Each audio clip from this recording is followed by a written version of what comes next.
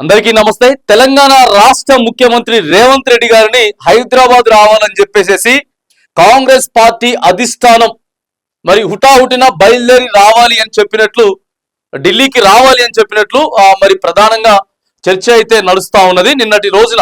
నిన్న అనగా మంగళవారం రాత్రి బయలుదేరి రావాలని చెప్పేసి సమాచారం అయితే అందింది। మరి ప్రధానంగా దేనికోసం, ఎందుకోసం ఇంత సడన్ గా అధిష్టానం రమ్మని చెప్పింది?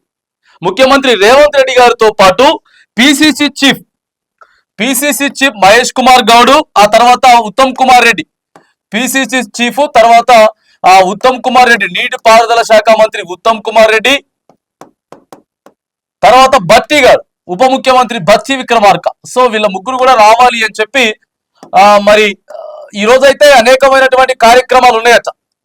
ఈ రోజు బుధవారం రోజు నీటిపారుదల శాఖకు సంబంధించినటువంటి కార్యక్రమాలలో ముఖ్యమంత్రి రేవంత్ రెడ్డి తర్వాత నీటిపారుదల శాఖ మంత్రి ఉత్తమ్ కుమార్ రెడ్డి కూడా పాల్గొనాల్సింది ఉండగా వీటన్నిటిని కూడా రద్దు చేసుకుని ఢిల్లీకి అయితే పయనమై వెళ్ళిండ్రు। మరి ఎటువంటి విషయాల మీద చర్చించబోతా ఉన్నారు?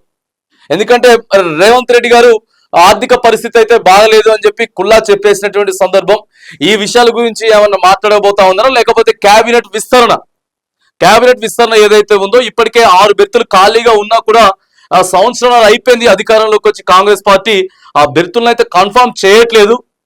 గత 2 నెలల క్రితమే కొంతమంది పేర్లు ఫైనల్ చేసినా కూడా మరి వాటిని ఇంతవరకు అనౌన్స్ చేయకుండా పెండింగ్ లో పెట్టిండ్రు। ఈ నేపథ్యంలో మరి ఆయా శాఖలకు, ఎందుకంటే రేవంత్ రెడ్డి గారు మాట్లాడిన దగ్గర నుంచి కొంత ఏం వినపడతా ఉందనంటే కరెక్ట్ గా ఇప్పటి ఆ శాఖలకు మంత్రులనే కేటాయించలేదు, ఇంకేం ఆర్థిక పరిస్థితి బాగుంటది అనేటటువంటి మాటలు కూడా సోషల్ మీడియాలో చర్చ జరుగుతూ ఉంది, వినపడతా ఉంది। ఈ నేపథ్యంలో రీసెంట్ గా జరిగినటువంటి వరంగల్లో కేసీఆర్ సభ కూడా ఉంది కదా, ఆ సభ కూడా సక్సెస్ అయినటువంటి నేపథ్యంలో వీటన్నిటి విషయాల మీద మాత్రానికి అధిష్టానం ప్రధానంగా తెలంగాణపై అయితే ఫోకస్ పెట్టింది।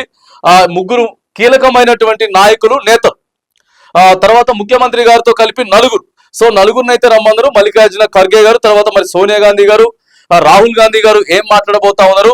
మరి గతంలోనే ఒక 4 మంది పేర్లు అయితే మరి ఆ అధిష్టానం అయితే కొంత సూచించినట్లుగా, ఎందుకంటే 6 ఖాళీలు 4 ఫిల్ చేసేటటువంటి అవకాశం అయితే ఉంది। ప్రధానంగా వినపడుతున్నటువంటి పేర్లు కోమటిరెడ్డి రాజగోపాల్ రెడ్డి మరి అప్పట్లో కొంత వినపడ్డటువంటి పరిస్థితి, రాజగోపాల్ రెడ్డి పేరు అయితే వినపడ్డది। ఆ తర్వాత గడ్డం వివేక్ గారి పేరు కూడా వినపడింది। తర్వాత వచ్చేసేసి మరి ఇవే ఫైనల్ అయితాయా, లేకపోతే ఇంకా ఏమన్నా మార్పులు చేర్పులు ఉంటాయా అనేటటువంటి సందర్భం కూడా, కానీ వీళ్ళదే ఎక్కువగా ఈ 4 పేర్లే బాగా హైలైట్ గా వినపడతా ఉన్నాయి। పి సుదర్శన్ రెడ్డి, తర్వాత వచ్చేసేసి శ్రీహరి ముదిరాజ్, ఇట్లా 4 పేర్లు అయితే మరి వినపడతా ఉన్నాయి। ఈ మంత్రి పదవుల్ని తీసుకొస్తారా?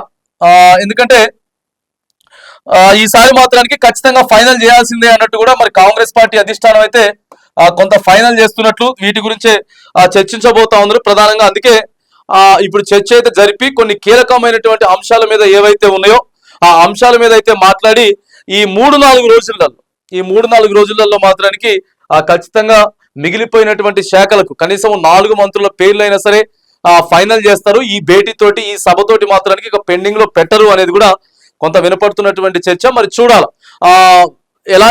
ఎట్లా ప్రెస్ మీట్ బయటకు వచ్చిన తర్వాత ఏమైనా మాట్లాడబోతా ఉన్నారా, లేకపోతే ఈ 2-3 రోజులలో ఫైనల్ చేస్తే దీని గురించే భేటీ జరిగింది అనేటటువంటి కొంత వార్తలు అయితే మనకి ఖచ్చితంగా వినపడతాయి। మరి చూడాలి ఈ రోజు ఇక్కడ రాష్ట్రంలో ఉన్నటువంటి ప్రధానమైనటువంటి సమావేశాలు ఏవైతే ఉన్నాయో, కార్యక్రమాలు ఏవైతే ఉన్నాయో వాటన్నిటిని కూడా రద్దు చేసుకొని ఢిల్లీ అధిష్టానం పిలుపుతోటి హుటాహుటిన మరి రాష్ట్ర పెద్దల మాత్రానికి ఢిల్లీ వెళ్ళినట్లయితే సోషల్ మీడియాలో చర్చ అయితే నడుస్తా ఉంది। మరి చూడాలా దేని మీద చర్చ జరిగింది, ఎట్లా జరిగింది చర్చ, ఏమైనా పథకాల విషయంలో కానీ లేకపోతే రాష్ట్రంలో ఏమైనా మార్పులు జరగబోతా ఉన్నాయా, లేకపోతే మంత్రులనే మరి కేటాయించబోతా ఉన్నారు అనేది మాత్రానికి కొంత వేచి చూడాలి।